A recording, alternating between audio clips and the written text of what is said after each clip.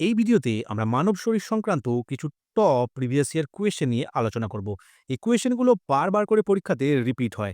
তাই তোমরা যারা সরকারি চাকরির প্রস্তুতি নিচ্ছ তারা কিন্তু অবশ্যই এই কোয়েশ্চেনগুলোকে রেডি করে তবে কিন্তু এক্সাম হলে যেও।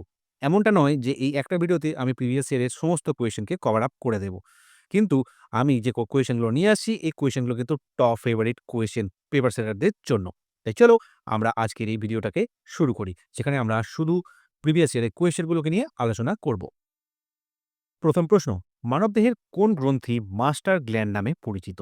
মাস্টার গ্ল্যান্ড, তা কোন গ্রন্থিকে মাস্টার গ্ল্যান্ড বলা হয়?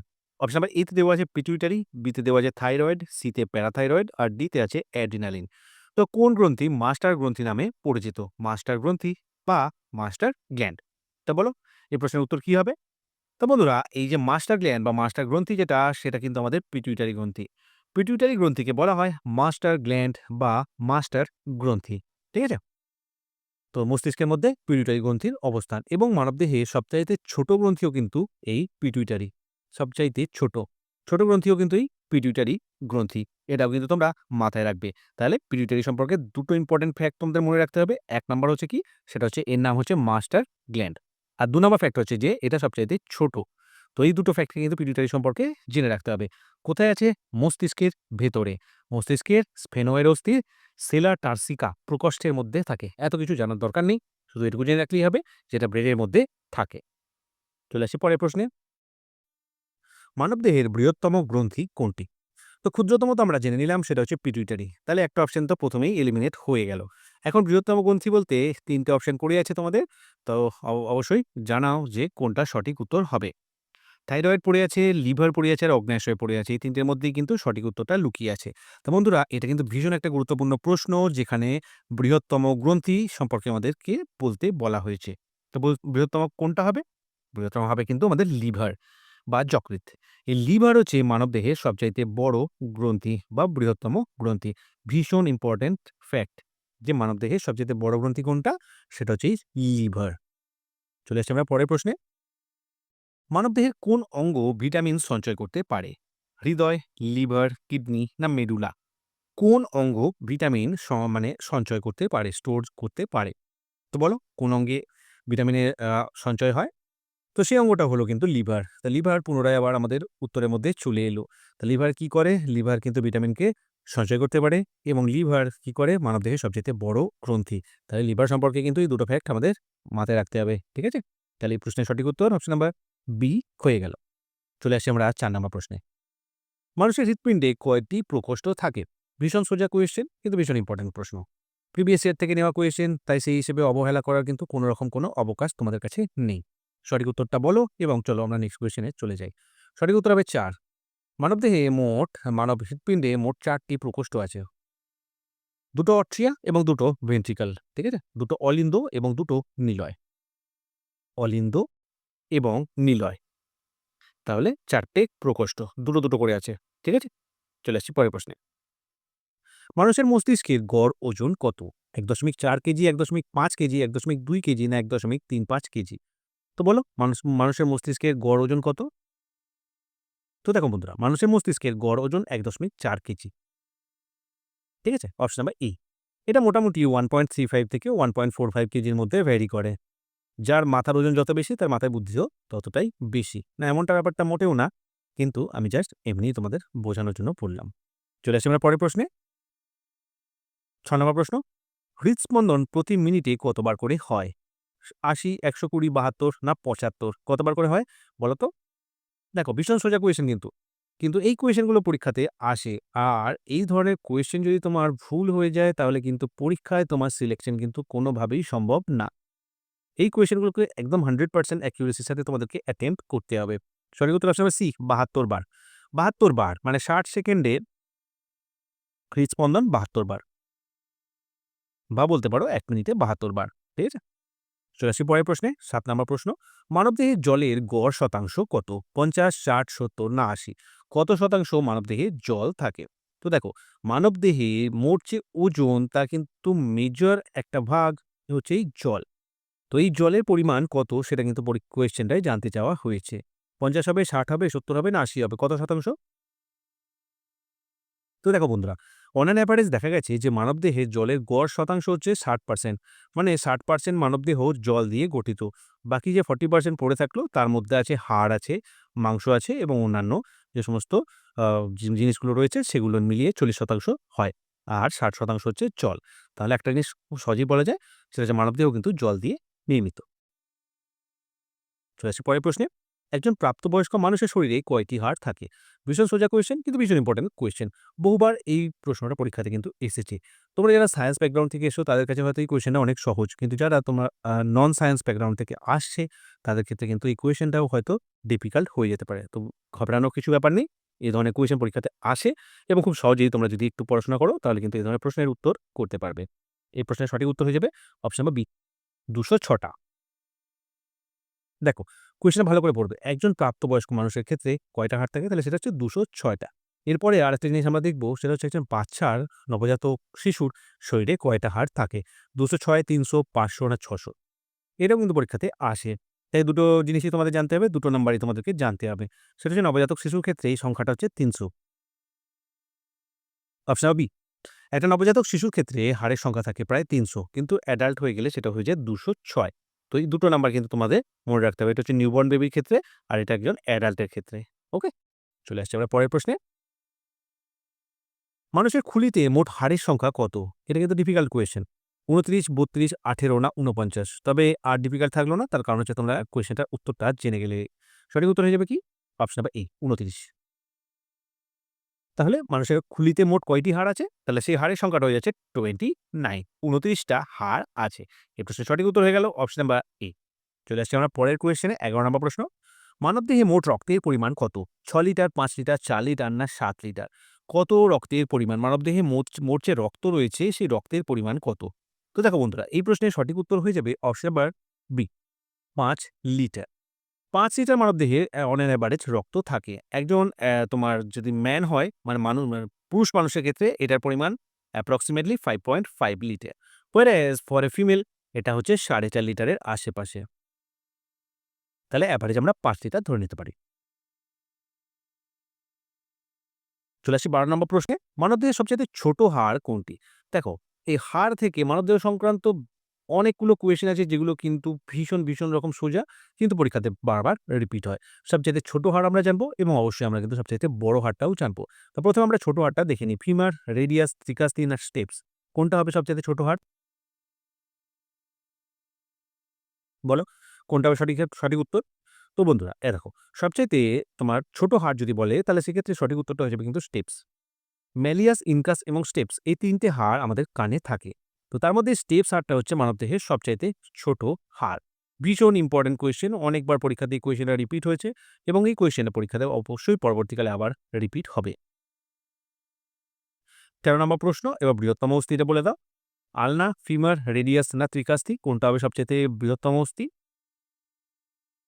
বলো কি হবে সঠিক উত্তর? তা বন্ধুরা দেখো, অপশন বি, ফিমার। ফিমার বা জাঙ্ঘের হাড়, এই যে হাড় এখানে দেখানো হয়েছে, এই হাড়টা হচ্ছে কিন্তু মানবদেহের সবচাইতে বড় অস্থি। ঠিক আছে? এই যে হাড় এখানে দেখানো হয়েছে, এই হাড় দুটো কিন্তু মানবদেহের সবচাইতে বড় হাড়।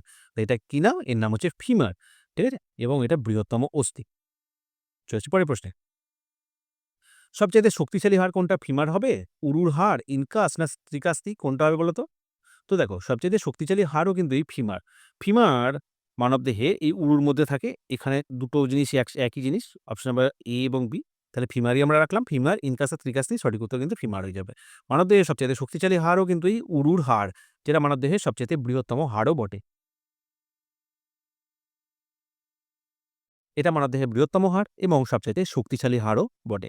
তাহলে দুটো কোয়েশ্চেনের উত্তর কিন্তু একটাই আমরা পেলাম, সেটা হচ্ছে ফিমার। চলে আসছি আমরা পরের কোয়েশ্চেনে, ১৫ নম্বর প্রশ্ন। মানবদেহের সবচাইতে শক্তিশালী পদার্থ কোনটি? তো সবচেয়ে শক্তিশালী হাড় দেখলাম আমরা ফিমার। তো এই ফিমারই কি মানবদেহের সবচাইতে শক্তিশালী পদার্থ? সেটাও কিন্তু আমাদের জানতে হবে। দাঁতের এনামেল, উরুর হাড় বা ফিমার, ইনকাস না ত্রিকাস্তি?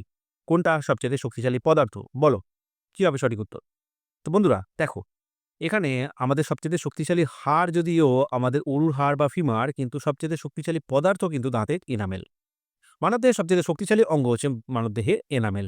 এই এনামেল কোথায় থাকে? দাঁতে থাকে। এই যে অংশটা দেখতে পাচ্ছ, উপরটাকে বলা হচ্ছে ক্রাউন। ক্রাউন আর তার নিচেই থাকে হচ্ছে এনামেল। এই এনামেল হচ্ছে মানবদেহের সবচাইতে শক্তিশালী পদার্থ। দেখো কথাটা কি বলা আছে? শক্তিশালী পদার্থ। তাহলে পদার্থ কি? সেটা হচ্ছে এনামেল। দাঁতের এনামেল। চলে আসছি ১৬ নম্বর প্রশ্নে। মানবদেহের দীর্ঘতম পেশি কোনটি? সার্টোরিয়াস, কোয়াড্রিসেপস, বাইসেপস ব্রাচি না ম্যাক্সিমাস? কোনটা দীর্ঘতম পেশি? দেখো দীর্ঘতম পেশি এবং তার সাথে, সাথে আমরা জানবো সবচাইতে শক্তিশালী পেশি। ১ম এ আমরা দীর্ঘতম পেশিটার ব্যাপারে জেনে নিই, সেটা হচ্ছে সার্টোরিয়াস। সার্টোরিয়াস যে পেশি সেটা হচ্ছে মানবদেহে সবচাইতে দীর্ঘতম পেশি। কোথায় থাকে? এটা ফিমার হাড়ের মোটামুটি আশেপাশেই থাকে। তো এই সার্টোরিয়াস হচ্ছে দীর্ঘতম পেশি। ঠিক আছে? লংগেস্ট, লংগেস্ট, লংগেস্ট মাসল কোনটা? সেটা হচ্ছে সার্টোরিয়াস। আর আমরা এবার দেখব সেটা হচ্ছে সবচাইতে শক্তিশালী পেশি কোনটা? এটাও কিন্তু পরীক্ষাতে আসে। সার্টোরিয়াস হবে, ম্যাসেটার হবে, কোয়াড্রিসেপস হবে না বাইসেপস ব্রাচি হবে? কোনটা সবচাইতে শক্তিশালী পেশি? তো সবচাইতে শক্তিশালী হচ্ছে ম্যাসেটার। এটা আমাদের কোথায় থাকে? চোয়ালে থাকে। এই যে ম্যাসেটার, এই পেশিটা হচ্ছে ম্যাসেটার। এই ম্যাসেটার হচ্ছে মানবদেহের সবচাইতে শক্তিশালী পেশি। তাহলে সঠিক উত্তর কি হয়ে গেল? Option number B. সবচাইতে দীর্ঘতম পেশি হচ্ছে সার্টোরিয়াস আর সবচাইতে শক্তিশালী পেশি হচ্ছে ম্যাসেটার। ওকে? চলে আসি আমার পরের প্রশ্নে, ১৮ নম্বর প্রশ্ন। মানবদেহের সবচাইতে বড় অঙ্গ কোনটি? লিভার, প্লীহা, ত্বক না অগ্ন্যাশয়? ভীষণ সোজা কোয়েশ্চেন কিন্তু ভীষণ ইম্পোর্টেন্ট কোয়েশ্চেন। তো বন্ধুরা যারা জানো না, ঘাবড়ানোর কোনো ব্যাপার নেই। যদি জানা থাকে অবশ্যই কমেন্ট করে শেয়ার করো। আর না জানা থাকলে সেটা কমেন্ট করে জানানোর কোনো প্রয়োজন নেই। আমি অবশ্যই এখানে উত্তরটা তোমাদের বলে দিচ্ছি। তো এই প্রশ্নের সঠিক উত্তর যেটা হয়ে যাবে সেটা হয়ে যাবে ত্বক। ত্বক বা স্কিন। মানবদেহে সবচাইতে দীর্ঘতম যে বা সবচাইতে বড় যে অঙ্গ সেটা হচ্ছে কিন্তু ত্বক বা স্কিন। ঠিক আছে? লংগেস্ট তোমার যে আমাদের অর্গান সেটা কি? সেটা হচ্ছে স্কিন বা ত্বক। ঠিক আছে? এরপরে আমরা চলে আসছি আরেকটা কোয়েশ্চেনে যেখানে জানতে চাওয়া হয়েছে ১৯ নাম্বার মানবদেহের সবচাইতে বড় বাহ্যিক অঙ্গ কোনটি? তো দেখো সবচাইতে বড় অঙ্গ তো আমরা দেখলাম ত্বক। আর সবচাইতে বড় বাহ্যিক অঙ্গ কিন্তু ত্বকই হবে। এই প্রশ্নের সঠিক উত্তর অপশন নাম্বার ডি হয়ে যাবে। ত্বক হচ্ছে মানবদেহের সবচাইতে বড় বাহ্যিক অঙ্গ। এরপরে যদি তোমাদেরকে বলা হয় যে বলো মানবদেহের সবচাইতে বড় আভ্যন্তরীণ অঙ্গ কোনটি? তাহলে দেখো সেক্ষেত্রে কিন্তু ত্বকটা আর হচ্ছে না। তো তাহলে অপশন কি হলো? ত্বক একটা বাদ গেল। অপশন নাম্বার ডি টা তো লিভার পড়ে আছে, অগ্ন্যাশয় আর প্লীহা। তো বলো এই ৩ টের মধ্যে কোনটা সঠিক উত্তর হবে? দেখো তোমাদের হয়ে আমি কিন্তু নিজে এলিমিনেশন মেথড ইউজ করছি। তো এই প্রশ্নের সঠিক উত্তর হয়ে যাবে option number A liver. Liver মানবদেহে সবচাইতে বড় আভ্যন্তরীণ অঙ্গ। সবচাইতে বড় তোমার যে অঙ্গ সেটা হচ্ছে কিন্তু এই লিভার অপশন নাম্বার এ বা যকৃৎ। চলে আসছি আমরা ২১ নাম্বার প্রশ্নে। লোহিত রক্তকণিকার আয়ুষ্কাল কত? ১৫০ দিন, ১০ দিন, ৭ দিন না ১২০ দিন? কি হবে সঠিক উত্তর? লোহিত রক্তকণিকার আয়ুষ্কাল। তো লোহিত রক্তকণিকার গড় আয়ুষ্কাল হচ্ছে ১২০ দিন। Option number D. এই যে লোহিত রক্তকণিকা এর গড় আয়ু কতদিন? ১২০ দিন। ঠিক আছে? আমরা এর পরের কোয়েশ্চেনে চলে আসবো। সেটা হচ্ছে হজমের পর প্রোটিন কিসে রূপান্তরিত হয়? মানে প্রোটিন তো আমরা খেলাম। তো সেই খাওয়ার পর যখন এর আত্তীকরণ হয়, তারপরে প্রোটিন কিসে পরিবর্তিত হয়ে যায়? লিপিড, পেপটাইড, স্টার্চ না অ্যামিনো অ্যাসিড? কিসে পরিবর্তিত হয়? তো প্রোটিন অ্যামাইনো অ্যাসিডে পরিবর্তিত হয়ে যায়। অপশন নাম্বার ডি হয়ে যাবে সঠিক উত্তর। প্রোটিন কিসে কনভার্ট হয়ে যায়? সেটা হচ্ছে অ্যামাইনো অ্যাসিডে পরিবর্তিত হয়ে যায়। এবার আমরা ২৩ নম্বর প্রশ্নের দিকে চলে আসছি। সেটা হচ্ছে পেসমেকার যন্ত্রটি মানবদেহের কোন অংশের সাথে সংযুক্ত? কিডনি, হৃদয়, চোখ না ফুসফুস? দেখো এটা কিন্তু জেনারেল নলেজের কোয়েশ্চেন। এটা কিন্তু এই প্রশ্নের উত্তর জানতে আমাদেরকে কিন্তু সায়েন্স পড়তে হবে না। পেসমেকার যে যন্ত্র সেটা কিন্তু আমাদের হার্টের সাথে সম্পর্কিত। তাই এর সঠিক উত্তর অপশন নাম্বার বি হয়ে যাবে হৃদয়। প্রায়শই আমরা শুনি যে এই মশাই বাইপাস সার্জারি করে এসেছেন, এই মশাই বুকে পেসমেকার বসানো হয়েছে, এনার স্টেন্ট বসানো হয়েছে। এই ধরনের যে কথাগুলো আমাদের কানে ভেসে আসে তার মধ্যে থেকেই এর উত্তরটা কিন্তু খুঁজে বের করে নেওয়া সম্ভব। তো এই পেসমেকার যন্ত্রটা কিসের সাথে সম্পর্কিত? সেটা হচ্ছে আমাদের হৃদয়ের সাথে সম্পর্কিত, হার্টের সাথে সম্পর্কিত। ওকে? এটা আর্টিফিশিয়াল মেকানিজম যেটার মাধ্যমে আমাদের হার্টকে চালানো হয়। ২৪ নম্বর প্রশ্ন, কোন টিস্যু হাড় এবং পেশিগুলিকে সংযুক্ত করে? তো বলো কোন সেই টিস্যু যেটা কিন্তু আমাদের হাড় এবং পেশিগুলোকে একসাথে তোমার কম্বাইন করতে করতে পারে, মানে একসাথে দুটোকে কানেক্ট করতে পারে, অ্যাকশন করতে পারে, টেন্ডন, লিগামেন্ট না ডেনড্রান? কে এই জিনিসটা পারে? কোন টিস্যু? তো সেই টিস্যুটা হচ্ছে টেন্ডন।